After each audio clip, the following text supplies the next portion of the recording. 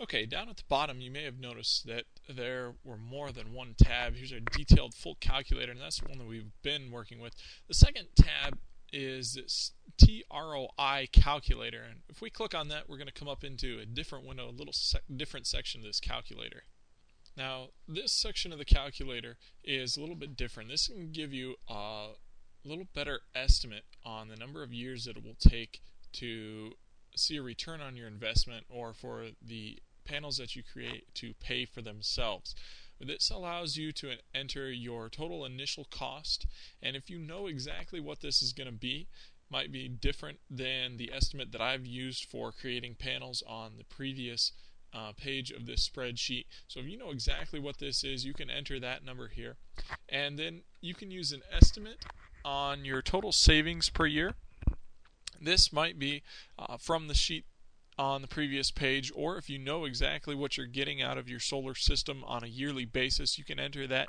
And if you have exact numbers for each of these, then this TROI in years here, 6.92, will be a very exact number. So depending on your information here, how exact these numbers are will tell you exactly how accurate this figure here is in the number of years. You can see the explanations over here, the total cost of the solar panel system, the estimated total savings per year, and the TROI in years.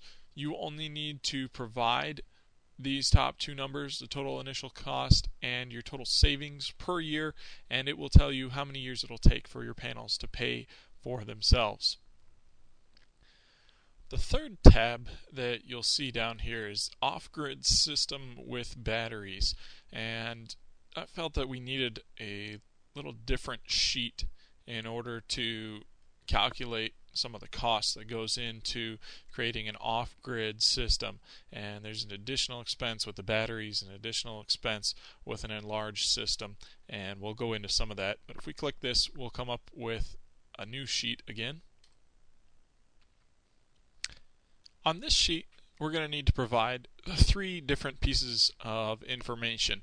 The first thing that we need is the kilowatt hours that we need our solar system to produce during the day.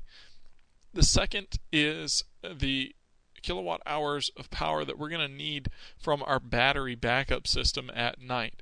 Now, hopefully we're able to cut that down quite a bit, and you can see the numbers that we've got entered here. We've cut back our energy quite a bit. We're only using 14 kilowatt hours during the day and 7 kilowatt hours from our batteries at night. So we've been able to cut down our power usage quite a bit. This gives us a total minimum kilowatt hours of solar generation per day, and there's figured into there somewhat of a safety buffer in that figure right there. The third piece of information that we actually are responsible for entering is this number right here.